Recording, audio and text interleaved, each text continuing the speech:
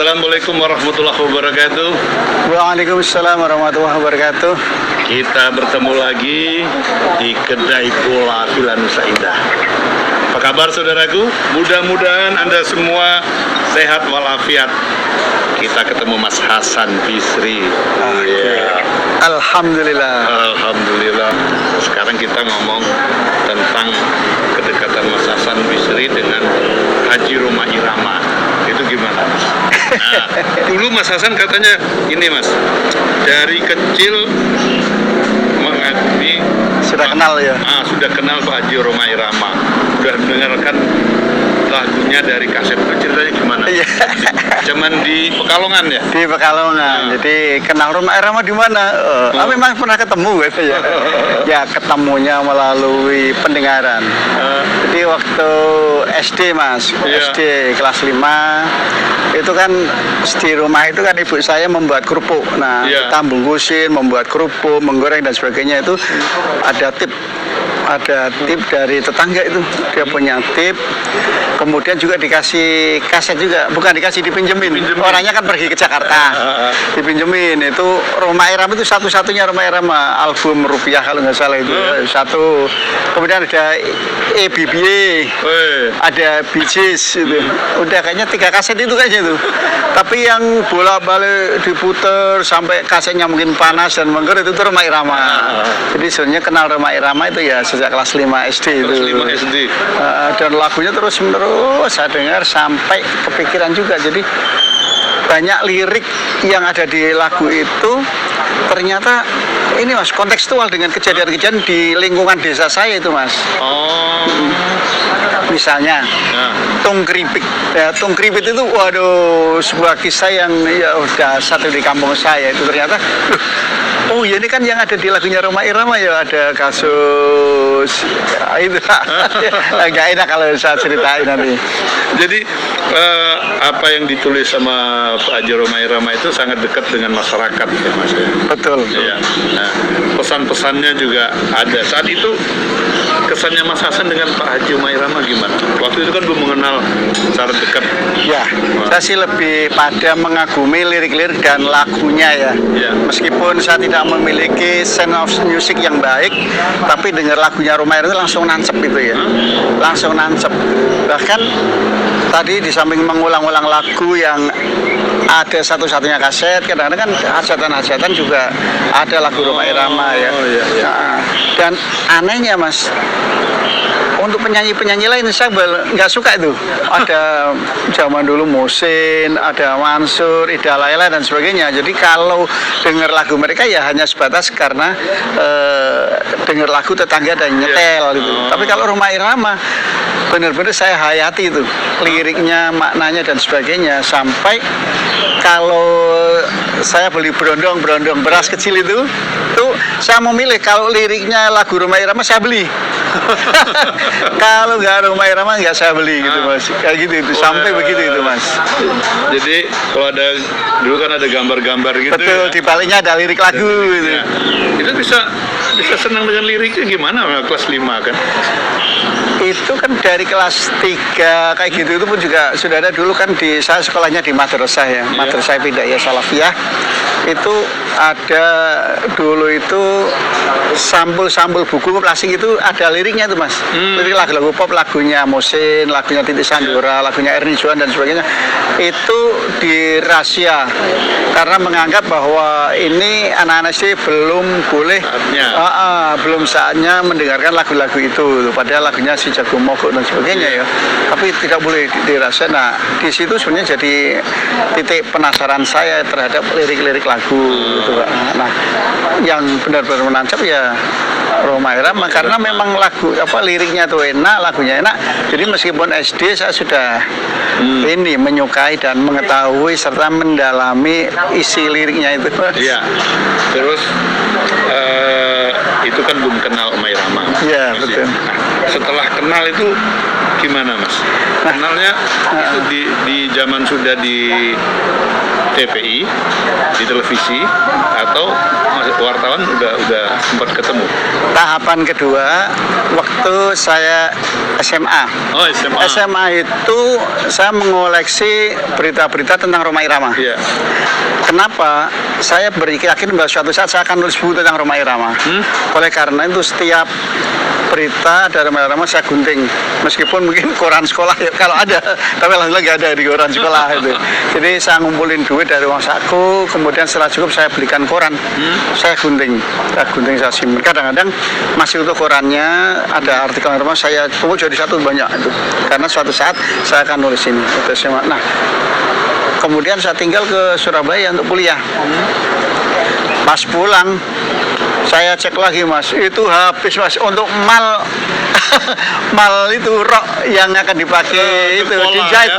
pola untuk jahit kakak saya perempuan kan kursus jahit. Nah itu diguntingin semua, ya Allah saya jengkel gimana ini saya ngumpulin udah banyak clippingnya tentang Rhoma Irama hilang kayak gitu. Aduh saya menyesal, tapi ya udah ya apa-apa lah, mungkin ada hikmahnya. Nah kemudian pertemuan asli dengan Rhoma Irama waktu saya jadi wartawan tahun 89 itu 89. saya sudah lulus saya kerja di Surabaya Pos. Nah, di suatu saat di kampus saya di Universitas Airlangga mendatangkan Rhoma Irama untuk ceramah Ramadan. Iya. Nah, saya hadir di sana. Saya hadir baru ketemu Rhoma Irama. Belum berani ngobrol, Mas. Tapi sudah berani lihat Rika Rahim, baru nikah itu. Saya lihat kan luar biasa ini nih. Tapi saya belum berani nyapa, belum berani salaman, belum berani ngajak ngobrol. Meskipun saya wartawan, tapi belum berani itu. Karena karisma beliau luar biasa. Karisma beliau luar biasa sehingga harusnya sebagai seorang wartawan saya langsung terus saja nanya-nanya gitu kan, tapi saya nggak berani itu Mas. Itu zaman udah kuliah, terus Udah lulus tuh, udah lulus. Ya, udah lulus jadi wartawan. Nah, Pertemuan berikutnya ketika saya sudah di bagian produksi ya. Pertama saya di program selama 7 tahun, kemudian dimutasi ke produksi tahun 2000.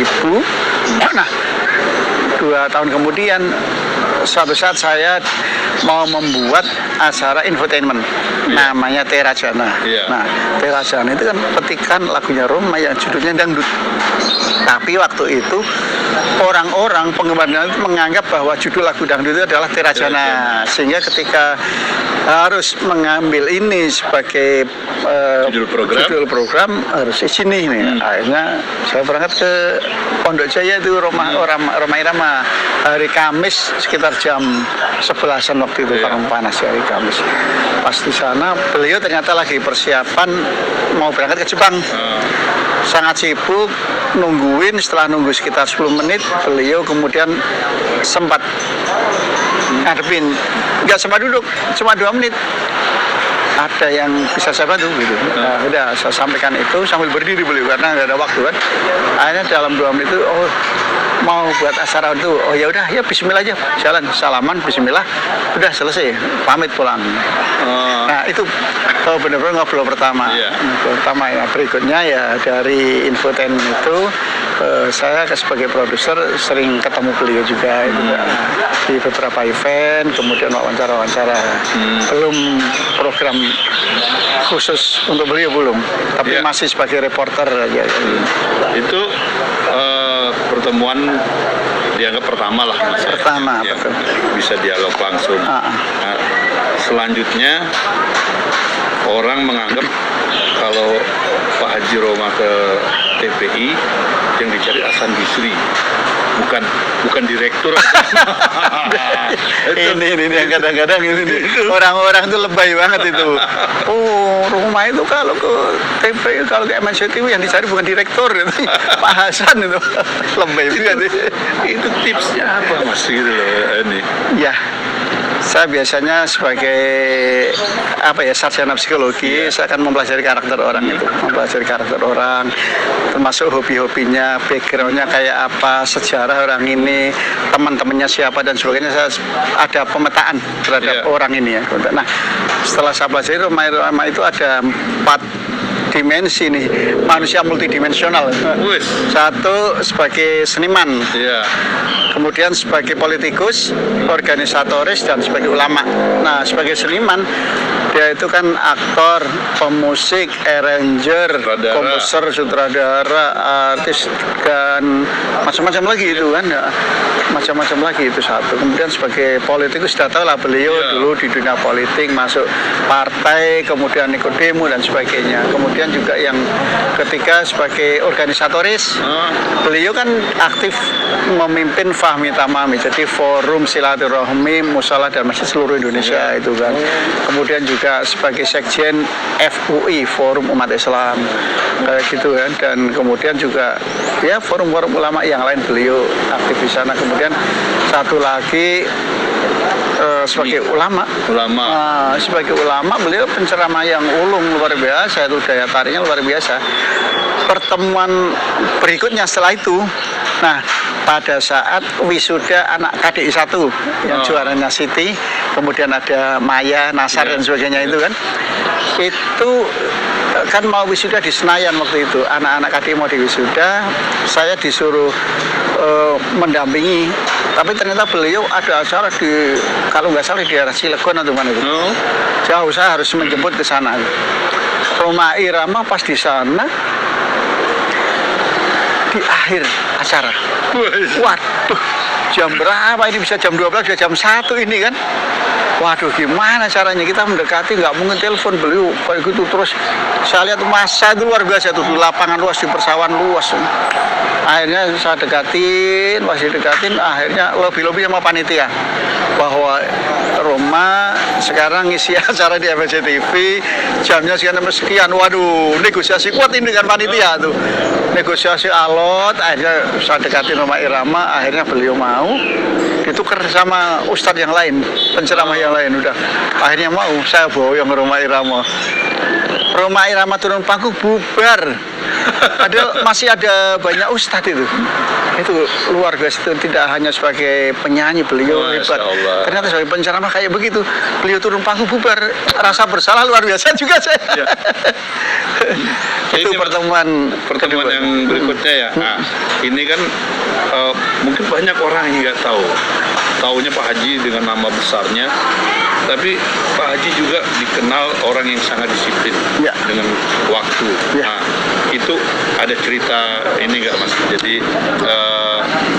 sementara dia udah tepat waktu, persiapan belum maksimal. Nah, itu Betul, gimana, betul. Mas? Ya, wah, ini luar biasa. Ini banyak cerita berkaitan dengan kedisiplinan beliau. Beliau itu kalau soal waktu luar biasa itu. Saya pernah ini ada acara di Blok S. Menurut rundown operasional itu jam 2 itu harus JR. JR, tapi kemudian hujan. Karena hujan kan cabling dan sebagainya, installnya kan terhambat. Kemudian juga cek sound kan akan terlambat juga. Nah, kita minta beliau untuk ini nih, untuk menunda kehadiran ke situ dari Blok S itu kan, menunda kehadiran. Tapi rupanya beliau sudah jalan. Pas di situ udah ditunggu lebih dari jam 2. Beliau nggak mau nunggu pulang. Waduh, deg-degan saya karena awal-awal ketemu itu, awal-awal ketemu Roma itu, waduh, deg-degan ini pulang ya Allah. Ini kalau batal tidak JR gimana ini? Padahal beliau orang yang sangat perfect ya dalam hal bermusik ya. Jadi sampai masing-masing alat musik itu dicek gitu. Jadi kalau nggak jadi JR, kayak apa ini, hancur acara ini. Udah, akhirnya udah pulang, tapi kemudian beliau datang lagi lah. Setelah kita siap, kita kabari, udah siap, baru datang. Nah, kemudian juga ada lagi, itu sering terjadi, misalnya kita kan sering kolaborasi ya, satu panggung dengan penyanyi pop, gitu kan sering. Nah, kadang-kadang kita bagi waktu dan durasi untuk latihan dan balancing masing-masing pemusik gitu kan. Nah, kita sudah ada jatahnya masing-masing. Kalau memang sudah jatah beliau jam 4 ya jam 4. Kalau jam 5 jam 5 atau jam 8 malam jam 8 malam, nggak bisa ditunda itu. Nah, ini yang bikin negosiasi alot ini, negosiasi alot. Jadi luar biasa. Jadi misalnya dengan penyanyi pop atau musisi pop, nah berarti kan saya harus negosiasi dengan tim internal ya, Iya. kru internal. Kemudian yang kedua dengan pemusik pop itu tadi. Kemudian dengan Rhoma Irama. Jadi kayak gitu, ada keahlian, harus ada keahlian bernegosiasi tuh dengan Rhoma dan sebagainya. Karena biasanya kalau sudah berhadapan dengan Rhoma, saya didorong-dorong untuk mendekati beliau, bukan orang lain untuk musik. Oh, Mas Hasan aja, Mas Hasan aja. Katanya ada trik ini Mas Hasan. Mungkin Pak Haji juga nggak tahu. Itu dulu Mas Hasan mengalihkan perhatian Pak Haji itu Ya. atau waktu apa? Waktu saat cek sound atau waktu pernah ada cerita itu? Ya di Bandung itu pernah Mas Iwan di Bandung. Itu hari Kamis itu Mas. Hari Kamis itu musisi popnya adalah ada band. Ada band waktu itu, ada band. Kemudian juga sehari sebelumnya ada wayang karena kita dalam rangka semacam rebranding itu ya di sana di Bandung. Beliau kan biasa kan jam 4 dapat jatah untuk JR itu kan. Udah kelewat ini, waduh, deg-degan saya ini harus gimana ini, saya lihat dari jauh beliau sudah naik nih. Kalau beliau sudah naik panggung udah takut semua kan, karena tadi karismanya yang luar biasa itu. Dia diem aja itu sudah pada minggir semua itu. Itu kru sudah bingung itu kalau sudah Rhoma Irama naik panggung duduk di belakang itu, itu kru sudah bingung. Mas Hasan gimana, Mas ini masih belum kelar ini Mas Hasan untuk yang pop Mas Hasan. Waduh gimana ya, ini butuh berapa menit lagi. Biasa saya ngomong sama teman-teman gitu, Mas Hasan tolong deh sekian menit udah. Saya ingat dari Kamis ini Rhoma Irama itu kan Senin Kamis tuh puasa itu. Udah saya datengin, bismillah saya datengin deh. Udah saya nggak langsung nanya musik, nggak langsung nanya jia dan sebagainya. Saya tanya, antum mau buka puasa pakai nasi atau pakai buah-buahan? Karena saya tahu beliau suka buah-buahan kan. Udah ya buah-buahan aja haji itu kan. Panggil saya gitu. Oke, kami siapin ya apa aja buahnya gitu. Baru lupa bahwa itu adalah jam latihan soneta itu. Jadi Pak Haji, triknya pintar Pak Haji. Kayak gitu itu sering saya gunakan. Jadi momen apa yang relate dengan beliau untuk mengalihkan perhatian beliau itu gitu. Di Surabaya, di Malang dan sebagainya itu saya coba alihkan dengan hal-hal semacam itu. Iya. Jadi sebenarnya Pak Haji itu orangnya sangat fleksibel Mas. Sangat fleksibel sebenarnya. Yang penting bisa mengambil hati. Mengambil hati. Dan tadi seperti yang tempo hari saya sampaikan, ada 4 dimensi Rhoma Irama itu yang harus tahu tadi ya. Itu yang harus diketahui agar kita bisa pegang Rhoma Irama gitu. Mungkin ada pelajaran yang harus dipetik oleh generasi muda, baik itu musik pop, musik dangdut, apa saja. Kalau Rhoma Irama itu ya pertama tadi dari disiplin waktu ya. Rhoma Irama dia hadir sebelum saatnya dia harus tampil JR, tampil nyanyi dan sebagainya. Itu kadang-kadang beberapa jam sebelumnya sudah ada di situ gitu kan. Kemudian juga detail dari wardrobe-nya gitu kan. Kemudian juga lagu rundown itu kita diskusi bisa lama itu. Di awal-awal biasanya nyerah aja sama Rhoma Irama, tapi di belakangan saya juga punya trik untuk menyiasati agar Rhoma juga mau sesuai dengan konsep saya gitu. Artinya saya mewakili kantor dan programnya begini, flow-nya harus begini, itu ada triknya lagi untuk menaklukkan beliau. Kemudian beliau itu ya daya hafalnya luar biasa ya. Wah, jenius sudah. Dia ngafalin Al-Quran di dalam mobil begitu itu, makanya banyak hafal ayat-ayat Al-Quran dari situ ya. Dan itu ketekunan beliau itu sungguh-sungguh itu ya, sungguh-sungguh. Jadi kalau sudah menyukai sesuatu, mencintai sesuatu, dia harus benar-benar ditekuni dan sungguh-sungguh. Itu ajaran dari beliau kayak begitu itu ya. Kemudian ya ini janji meskipun pernah sekali juga ini ya suloyo jadi sama saya keluarin hadis, takut beliau. Saya keluarin hadis, maksudnya apa? Nah, ini ada kasus tertentu lah ya, karena beliau kayak gitu kan. Tapi secara keseluruhan beliau udah benar-benar memegang janji, amanah dan sebagainya. Dan beliau kalau ada sesuatu dia tabayun. Jadi klarifikasi dulu, misalnya ada yang kerasa dengan saya, dengan kantor, dengan apa itu telepon saya itu. Telepon atau WA, apakah benar kayak begini? Nah, menurut antum gimana ini? Terus yang sesungguhnya apa yang terjadi? Nah, itu rajin klarifikasi sebelum ngomong itu. Klarifikasi. Nah, ini juga penting bagi kita ya, nggak cuma wartawan tapi sebagai muslim terutama itu tabayun itu sangat penting. Itu beliau jadi nggak langsung ambil keputusan ini gitu, Pak? Enggak, beliau tabayun dulu itu. Dulu ada juga katanya Mas Hasan, nah, ini pernah kita ngobrolin juga. Oh iya, satu lagi tuh, beliau itu jaga wudhu. Oh, Beliau jaga wudhu. Itu waduh, saya juga lagi belajar yang kayak gitu-gitu tapi sulit ya. susah. Waduh, susah tuh, beliau jaga wudhu itu berapa jam ini masih punya wudhu itu. Luar biasa itu beliau. Apa benar Mas Hasan ada kalangan tertentu, apa bos-bos tertentu minta tips secara tertulis untuk kedekatan biar dekat dengan Rhoma Irama?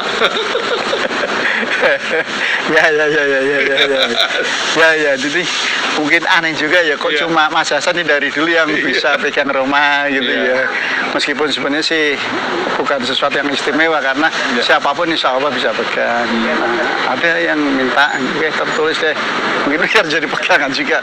Saya uraikan karena itu siapapun silakan, kalau menguasai 4 ini insya Allah bisa mendekati Rhoma. Ya tadi ya yang ya sempat tayang itu. Jadi kita harus mengetahui bahwa Rhoma Irama adalah seorang ustadz. Beliau politikus, beliau seniman, dan beliau organisatoris. Kita harus mendalami ini dimensi-dimensi ini untuk bisa nyambung ketika beliau ajak ngomong. Karena beliau sering lompat-lompat nih, dari ngomong A tiba-tiba ngomong B. Kalau di luar lagi ngomongin politik, rame politik, nah tiba-tiba dia nyelut gini. Nah, saya juga harus ngimbangi, harus update tentang dunia politik. Organisasi juga begitu. Kemudian juga kasus-kasus keagamaan misalnya, beliau ngomong, nah saya juga harus nimpali. Jadi saya harus punya bekal di luar itu yang selalu saya update setiap saat itu. Nah, siapapun kalau menguasai 4 dimensi Rhoma Irama itu insya Allah bisa dekat dengan Rhoma. Ngobrol dengan beliau nggak boleh kosong. Nggak boleh kosong, benar. Karena beliau sering minta pendapat antum gimana? Kadang-kadang mau telepon, antum kan sebagai pengamat politik ini, menurut antum gimana kalau ada kasus ini gitu?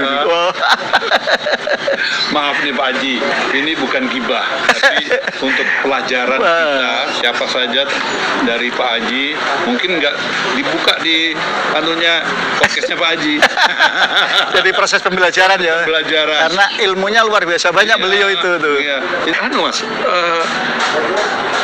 komikal juga enggak? Humoris juga enggak? Ya, humoris tuh sering kalau kita lagi berdua dia tuh celetuk kayak gitu-gitu. Nah, kemudian juga kalau ada maksudnya kadang-kadang ngambil gitu-gitu. Nah, kita sebagai ini partner beliau harus bisa membangkitkan lagi agar beliau nggak ngambek. Kadang harus ada trik tertentu itu yang banyak ini ya. Dan sebenarnya kalau satu kata untuk beliau itu ya jenius. Luar biasa itu jenius. Itu kalau kasus yang kayaknya belum pernah di podcastnya ya, saya dulu mau membuat buku Mas tentang Rhoma Irama itu. Saya sudah menyiapkan 4 judul. Kenapa nggak dilanjut Mas? Nggak tahu Mas, belum diizinkan oleh Allah kali Mas. Belum diizinkan oleh Allah. Jadi hari-hari bersama Rhoma Irama. Jadi kisah-kisah di belakang panggung yang belum pernah diceritakan di media, belum dituangkan di dalam koran-koran, di TV. Tapi kemudian setelah ada podcastnya Bisikan Rhoma itu mulai satu persatu muncul tuh. Muncul. Tapi ada juga kejadian yang belum pernah diceritakan kayaknya di podcastnya beliau itu. Itu suatu saat ketika beliau ke Amerika itu kan, ketika konser bersama Soneta, mampir ke museum yang sangat terkenal, Smithsonian itu karya-karya besar itu ada di sana. Nah, suatu saat beliau mampir ke sana, udah jam 5 sore. Jam 5 sore udah lewat, udah tutup. Ketemu satpamnya. Saya dari Indonesia, saya ingin mengunjungi museum yang luar biasa ini katanya. Waduh, maaf Pak, ini kan sudah tutup karena lewat jam 5. Nah, tapi saya ingin sekali ke sini.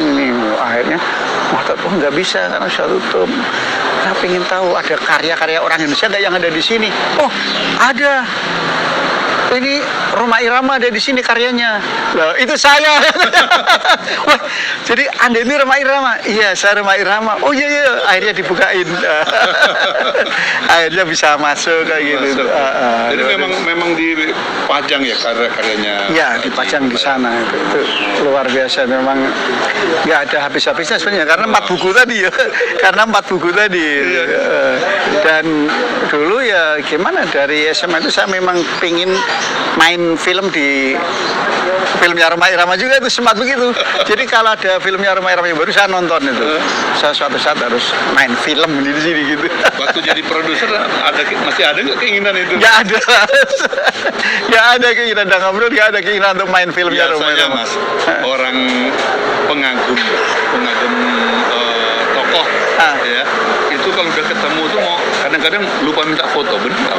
Atau itu juga itu Mas, waktu itu ini Mas ada launchingnya Sonet Rock. Vicky Roma itu, Vicky Roma.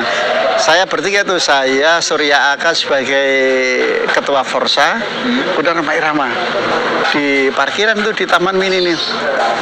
Yang lain pada minta foto semua, yang di lapangan itu parkiran tuh kan. Setelah selesai foto-foto terakhir deketin saya, Hats, kenapa sih nggak pernah minta foto sama saya gitu? Ya pernah itu, aduh, ke Raja bilang kalah awu katanya. Oh iya kita foto yang foto. Yang motret itu si Surya Aka itu. Itu kocak, tapi aduh luar biasa itu Rhoma Irama. dia itu kan seorang legend, betul kan?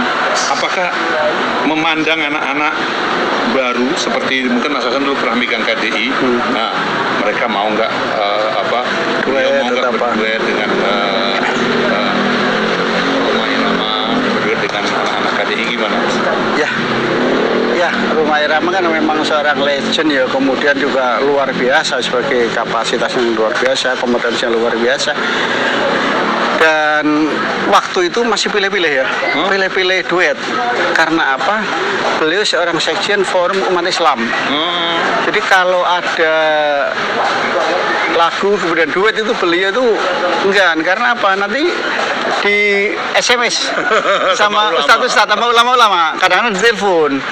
Itu pernah juga kejadian di Taman Mini, ada pengambilan gambar yang nggak pas itu, bukan duet. Beliau akhirnya saya dipanggil, ini kok bisa begini, saya dapat telepon banyak nih, saya dapat SMS dari ulama-ulama ini, kan saya sebagai itu sekjen FUI. Waduh. Ya akhirnya saya selesaikan dengan biduan itu.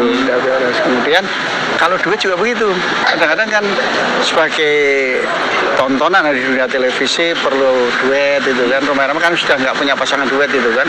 Nah kita usulin pasangan duet ini. Waduh, itu tadi karena beliau sebagai ulama sulit. Tapi kemudian suatu saat karena menjadi penasehat di KDI yang pertama 2024 ya, itu selesai. Nah dia mengetahui suara Maya yang luar biasa, jadi suaranya bening, tinggi, kemudian karakter untuk menyanyikan lagu India itu cocok, layu banget. Layu dan India. Nah beliau itu suka banget itu sama karakter suara Maya itu. Jadi kalau duet kita sodorin Maya itu nggak ditolak. Padahal beliau juara nggak ada ya, juara 5. Juara 5, tapi beliau itu karena suaranya yang oke, sehingga nggak pernah nolak. Sementara kalau saya usulkan penyanyi-penyanyi dangdut senior banyak ditolak, karena nggak mau tadi ribut soal ulama itu kan. Gitu, tapi untuk KDI itu satu itu, yang lain-lain masih alot itu diskusinya, masih alot. Baru kemudian bertahun-tahun kadang-kadang sudah mulai ada yang mau, nah udah ini mau. Tapi beliau mau apa? Beliau saat itu memberikan wejangan atau nasihat kepada para KDI. Iya, karena selama di karantina kan beliau jadi penasehat. Selama di karantina itu, saat GR dan sebagainya, setelah mereka pada keluar dari karantina itu juga masih memberikan nasihat. Bahkan kemudian juga misalnya ke Maya, bagaimana teknik menyanyi yang bagus, kemudian bagaimana cara menyanyikan lagu India. Beliau itu memberi resep-resepnya karena beliau tahu lagu India ini tentang ini, lirik-liriknya tentang ini dan sebagainya. Nah dari sana kemudian dikasihkan ke Maya cara menghayati lagu ini gimana. Mau berbagi ilmu juga ya. Beliau itu soal bermusik, kalau ilmu bermusiknya itu kasihkan semua, tapi tidak setiap penyanyi bisa menangkap apa yang dia sampaikan. Artinya bisa mempraktekkan, karena ada juga yang suaranya bagus, tinggi, menurut kita sudah oke, tapi nggak lolos beliau. Itu juga ada di pop. Kita mau kolaborasikan dengan musisi pop itu kan, ini suaranya nggak imbang. Udah kita coba ganti lagu dan nggak cocok juga, akhirnya sampai 3 kali ganti lagu nggak cocok, akhirnya mohon maaf saya nggak bisa ngelanjutin ini collab sama dia karena nggak cocok. Tapi kalau sama yang lain-lain, nah itu juga benar-benar inilah bisa berbagi ya. Meskipun ada penyanyi yang beliau tidak mau kan dari sisi akhlak. Dari sisi akhlak, saya nggak sebutkan namanya tapi karena akhlaknya kayak begini beliau nggak mau keberatan. Nah, itu nggak saya sampaikan ke manajemen, tapi paling tidak ada inilah alasan lain yang bisa diterima. Itu bagus. Jadi apa ya? Sama penyanyi pop itu juga sangat terbuka dan dia senang gitu ya, dan dia tidak mau merusak aransemen lagu pop kalau beliau yang menyanyikan. Itu jadi katanya beliau, saya menghargai mereka, itu kan karya mereka, jadi saya nggak mau merubah misalnya jadi begini jadi begitu dan sebagainya. Sangat menghargai karya orang lain juga. Betul. Iya. Oke, terima kasih. Obsesi. Ini Mas, mungkin ada obsesi Rhoma Irama yang ingin dia capai apa? Betul. Waktu itu saya tanya juga, ini kan antum sudah kolaborasi sama penyanyi A, B, C, D, E, F, G dengan musisi-musisi A, B, C, D, E, F, G gitu kan. Ada nggak sosok yang ingin untuk collab ini? Nah, satu hati, sebelum saya mati, saya ingin collab sama Iwan Fals. Gitu. Nah dari sini akhirnya kita coba dekat Iwan Fals tuh. Iwan Fals oke juga, pingin karena beliau ternyata mengagumi Rhoma Irama luar biasa ya. Sebagai seorang legend, ini dua-duanya legend, tapi si Iwan Fals lebih mengagumi lagi kan karena dari kecil udah tahu Rhoma Irama. Bahkan kalau di Lewi Nanggung di rumah beliau itu, di rumahnya Iwan Fals itu sering menyanyikan lagunya Rhoma itu. Tapi kemudian kalau nggak salah sempat 3 kali mendekati Iwan itu. Ketika yang ketiga itu sudah oke itu. Tapi kan kurang beberapa minggu membatalkan diri. Malu sama Pak Haji, saya kalau nggak hafal lagunya, nggak pas lagunya, saya jadi malu sama Pak Haji itu. Akhirnya udah. Malah bisa di TV lain ya? Nah, di TV lain itu pun karena saya pingin waktu itu kalau antum duet sama Iwan hubungi saya, ini gitu. Hanya dihubungi saya waktu sama Indosiar, saya dihubungin karena pingin foto bertiga.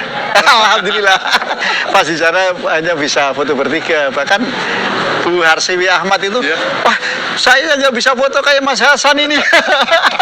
Direkturnya itu jadi SCTV sama ngomong begitu itu. Jadi impian yang mungkin terpendam dari Mbak Harsiwi juga tercapai. Tercapainya di TV lain ya. TV lain. Itu sih Mas, masih banyak yang bisa diceritakan itu Mas, tapi nggak akan ada habis-habisnya itu Rhoma Irama. Oke. Beliau seorang legend, seorang jenius. Oke, terima kasih Mas Hasan. Banyak pelajaran yang bisa kita timba dari Rhoma Irama dari Mas Hasan Bisri yang dekat dengan Rhoma Irama. Ini tidak gibah, tapi ini pelajaran yang berharga untuk siapa saja. Terima kasih Mas Hasan. Terima kasih untuk Kedai Bola Pak Eko Widianto. Mudah-mudahan kafenya berkah dan laris. Terima kasih saudaraku, mudah-mudahan ini bisa menjadi inspirasi kita semua dan motivasi kita untuk tetap berkarya.